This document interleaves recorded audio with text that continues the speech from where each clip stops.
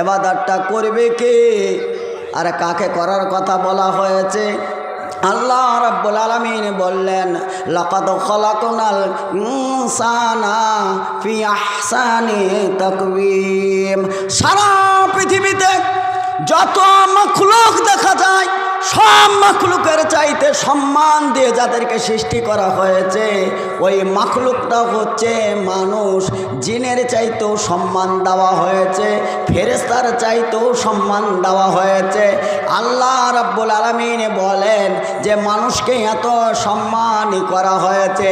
এই কথাটা এইখানে শুধু সীমাবদ্ধ নেই, সারা পৃথিবীর মাখলুকের কানে কানে পৌঁছে দেওয়া হয়েছে যে আমি একটা সম্প্রদায় তৈরি করেছি, ওরা খুবই দুর্বল হবে, ওরা খুব দুর্বল হবে, তারপরেও তাদের সম্মান অনেক উঁচু থাকবে এবং তার সম্মানটা ইবাদতের কারণে উচ্চ মাকাম হয়ে যাবে। তার সম্মানটা আরো উঁচু করতে গিয়ে তাকে সর্বস্তর জান্নাত পৌঁছে দেওয়ার কথা বলা হয়েছে। জান্নাত এমন একটি জায়গা, জীবনের সব চাহিদা মিটিয়ে দেওয়া হবে, অর্থাৎ জান্নাতের কথা আল্লাহ রাব্বুল আলামিন ঘোষণা করেছেন। সবাই আমাদের কথাটা জানে বলেই ছোট্ট একটা বেলের সমান মাথা বড় একটা হাতির পিঠে চেপে তাকে চাবুক মারে আর ডান বাঁ করে তাকে ঘুরিয়ে নিয়ে বেড়ায়।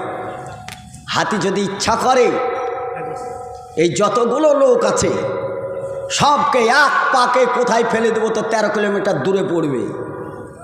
হাতির বল সম্বন্ধে ধারণা আছে? হাতির ক্ষমতা সম্বন্ধে ধারণা আছে? নেই।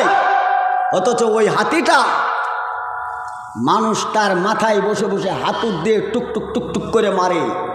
হাতিটাকে জিজ্ঞাসা করা হয় যে আরে তুই নীরবে এই চাবুক সহ্য করছিস, সামান্য একটি পুতুল তোর ওপরে বসে এইটুকু মারছে। হাতিটা বলছে আল্লাহ আমার কানে এই খবর দিয়ে দিয়েছে, পৃথিবীর সবচাইতে সম্মানিত ব্যক্তি হিসাবে মানুষ সৃষ্টি করেছি, সেহেতু তার গোলামি করতে হবে তোকে। সেহেতু আমাকে গোলামি করা ছাড়া, আমার রবের হুকুম মানা ছাড়া আমার কোনো উপায় নেই, তাই তাদের গোলামি করছি। তাহলে হাতি আপনার গোলামি করে? বড় বড় ষাঁড় হাল বোহাচ্ছি আমরা, বোঝা চাপিয়ে দিয়ে পিছনে চাবুক মেরে মাল টানতে পারবো না এটা বলে না। আপনার মালটা যত শক্তি দিয়ে তারা উপরে তুলে, যতটা মাল সাজানো থাকে, ওই গরু দুটো যদি মনে করে এক পাক মারবো তা আপনার মতন একটা পুতুল কোথায় যেয়ে পড়বে। কিন্তু সেই গরুও আপনার কি করে? হুকুমত মানে না, ওই গরুও আপনার গোলামি করে। এখন কুকুরটা বলছে স্যার আমরা ডিহিডি জায়গায় কেন প্রস্রাব ফিরি আপনি জানেন? এই কারণে যে আল্লাহ যাদেরকে সৃষ্টি করেছেন তাদের জন্যে আর একটি ভাষা ব্যবহার করেছেন। সারা পৃথিবীর সমতল জায়গা যত জায়গা রয়েছে, শেষ নবীর উম্মতরা সময় সাপেক্ষে তারা সেই জায়গায় সিজদা করলে সেই সিজদা আল্লাহ কবুল করবেন। এর জন্যে সমতল জায়গাগুলো নেই মানুষ সিজদা করে, এটা আমাদের কাছে খবর আছে। ওর জন্য প্রস্রাব ফেরার সময় আমরা ওই সমতল জায়গায় প্রস্রাব ফিরি না, সমান জমিতে প্রস্রাব ফিরি না, প্রস্রাব ওই দেওয়ালের কোনায় কোনায় ফিরি, ওই গাছে গাছে প্রস্রাব ফিরি। এই কারণে ফিরি যে মানুষ সেজদা করলে জমিনে সেজদা করবে, আর জমিন থেকে কবুল করার কথা আল্লাহ বলেছে। যদি আমরা জমিনে প্রস্রাব ফিরি তাহলে আমরা কুকুর নাপাক, তার প্রস্রাব যদি হয় তাহলে সেটাও নাপাক। মানুষ অজান্তেই সেজদা যদি করে ফেলে আর আমার প্রস্রাবের ওপর তার সেজদা যদি হয় তাহলে এই সেজদাটা কবুল হবে না। ওর জন্যে আমরা গাছের গোড়ায় গোড়ায় প্রস্রাব ফিরি বা ওই ডিহি জায়গায় প্রস্রাব ফিরি যেখানে সেজদা করার জায়গা না। আচ্ছা, কুকুরের বিবেচনাটা ঠিক আছে না ভুল বলেন? কুকুরের সব ধারণা ঠিক নেই। এই সমতল জায়গাটা ছেড়েছে কার জন্যে? আপনার আমার জন্য, আমাদের সম্মানার্থে ছেড়ে দিয়েছে। এক স্যার আমরা এর জন্য ডিহি জায়গায় আপনাদের উপকারের জন্যে, আপনাদের ইবাদত করার জন্য জায়গাটা ছেড়ে দিয়েছি। আমাদেরকে দোষারোপ করে আপনারা যদি ডান্ডা পিটা করেন আমাদের কিছু করার নেই। বাকি আর কি একটি কথা আপনি বলেছেন, ঝোলা ঝম্প দেখলে পারে আমরা ঘাউ ঘাউ করে তারই, গরিব মানুষ ফকির দেখলে আমরা ভালোবাসি না।